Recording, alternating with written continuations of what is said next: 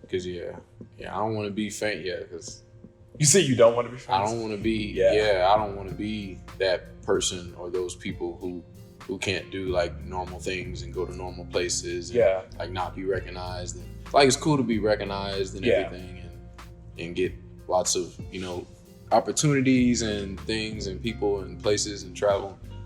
But simplicity is like. I know. It's cool just being incognito. Yes. And just going places and just being like authentic. But when people like know you and you have like reputation or like nothing wrong with reputation, you have reputation, but just stand to your true self. Yes. Even when you get recognition or start making a name for yourself and or selling tickets or making a lot of money. Being the most authentic you is very not easy, but it's the best thing you can do. And what do you think it takes to, I would say, stay grounded? Mm-hmm. That pretty much that. Remaining vulnerable. And that rootedness. Come on, now you got to preach.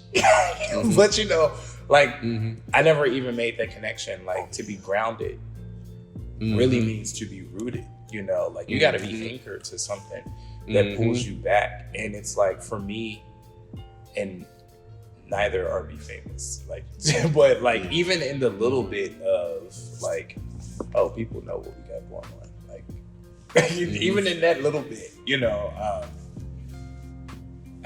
family just remains for me, the thing that pulls me back are just at the end of the day, it's me and my dog, hanging out on the couch, and it's no, this is still life. This is David, right here, or even just those quiet times, in the gym, that's what David likes to do. And David is actually quite an introvert,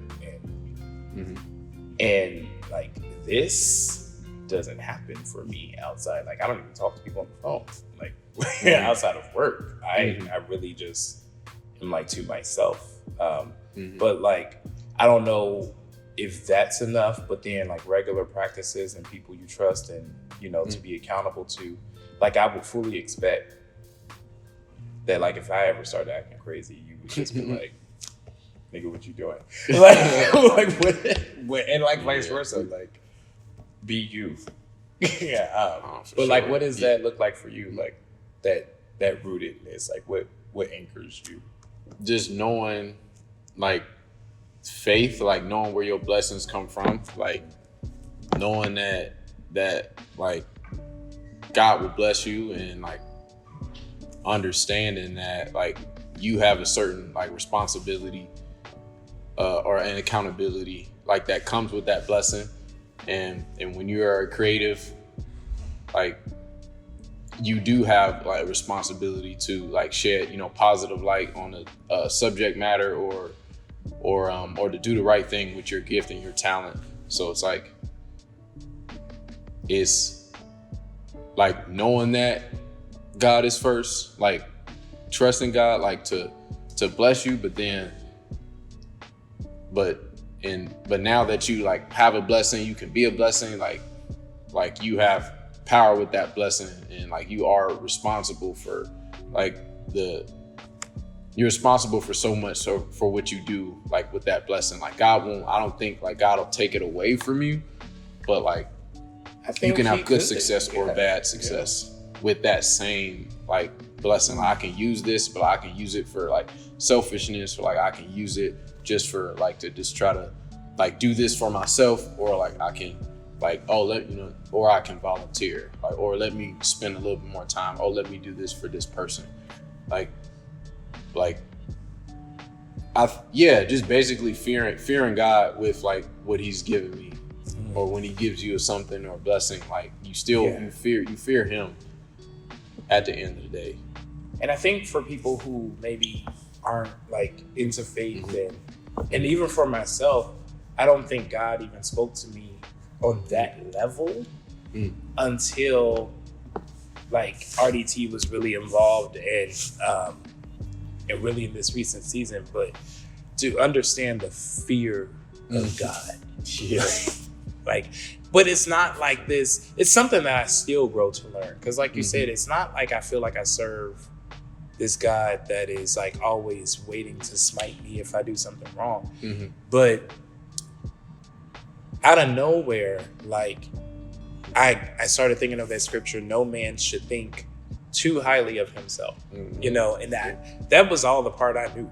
And I was like, okay. And so, but it just kept like coming to me. And then I like finally gave in, Googled it, and then read the whole scripture. And it was like, no man should think too highly of himself. But it's really because of what you said, like we were given this, like to each was his own measure. And I think we got a measure of talent, or we got a measure of not even just talent. Cause like I will be the first to say, like, I'm not the best dancer, writer, songwriter, like anything.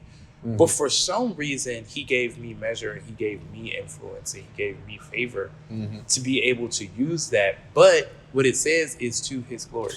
Yeah. Or to do a work. Oh, yeah. You know, and it's like, so I don't think that I was supposed to create, you know, David Choate Productions. And you know, like, no, it was like Revolution Dance Theater. Use theater and dance to spark a revolution.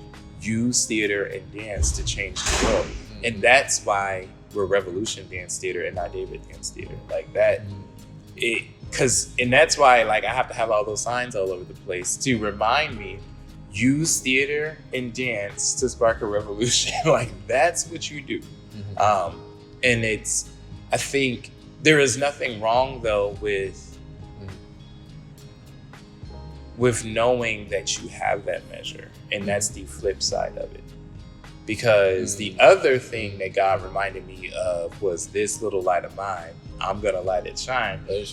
And don't hide it under a bushel. And it's like, I would be so afraid because I didn't have the resume and because I haven't been like flown all over the world like some of my friends. And it's like, so when I get to walk into the room as the choreographer, I'm like, well, I'm not this person. And it was like, if you don't stop walking in with this timid, scared, shaky, you're in the room, go choreograph, you know, or go write the song, or go like, and it's that balance of humility, but then also like when we're here, like there's a reason we were hired to come teach these kids because we have something to give.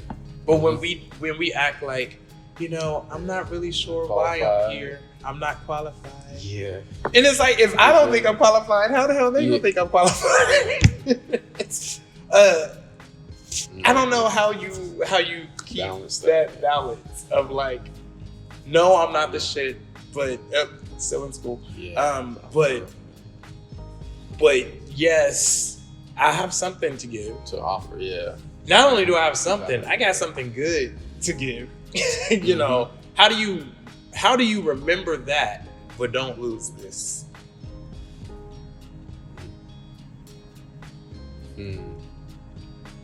Yeah, I'm still dealing with that as well. I don't have a perfect answer or solution.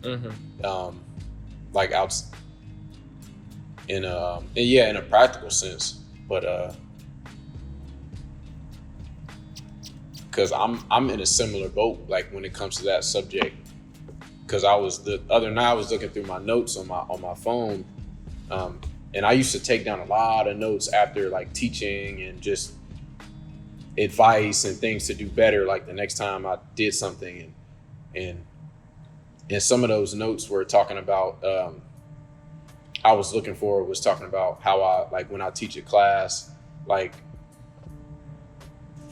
laying out rules, like first things first, like all the teaching notes I did, like I wrote from the YMCA and things like that. And that I realized I lost track of like consistency with like laying ground rules first.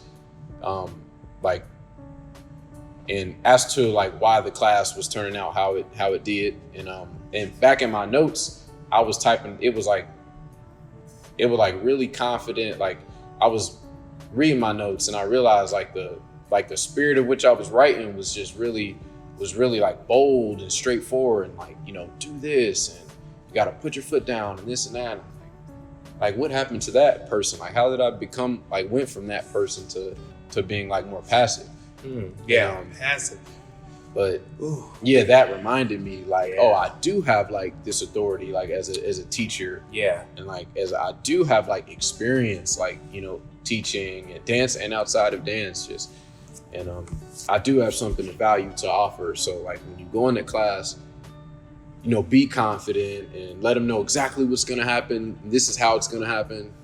And like, and then go from there. But I think it's just being reminded, I guess. Long story short, I think we need reminders every once in a while to help us stay on track with remaining confident, but not being cocky or anything, and or not being passive.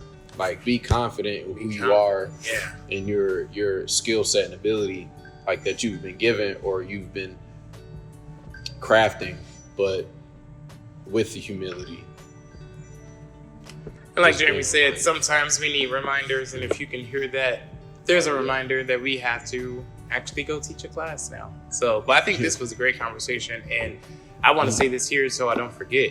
But when you said passive, like, we could go a whole other like 20 minutes on like thoughts on that. So we'll pick that up next time. But thanks, guys.